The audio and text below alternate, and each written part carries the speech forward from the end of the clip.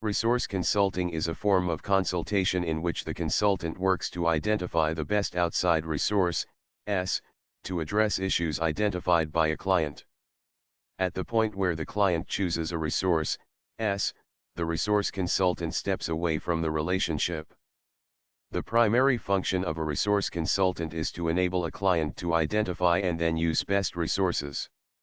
In its most simplistic form, resource consulting can be the identification of simple services such as local trades, plumbers, electricians, garbage pickup, etc., a la services like NGS List.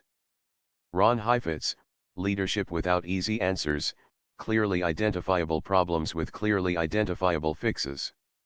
Resource consulting has great effect with adaptive issues, those with less clearly identifiable problems and multiple ways of addressing them. For instance, a local church makes an inquiry about a leaking roof in its sanctuary. It is a major issue for the congregation because water is leaking on the church's expensive pipe organ.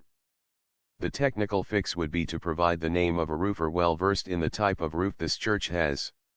However, in the process of conversation with a resource consultant, it becomes clear that the reason for the leaking roof is that a relative of one of the church's leaders, who does residential and not commercial work, was hired to re-roof the building several years ago.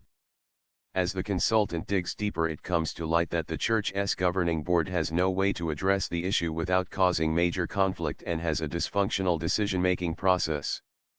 So while the resource consultant makes suggestions for the actual repairs, she also makes suggestions about addressing governance and leadership issues to avoid this problem in the future.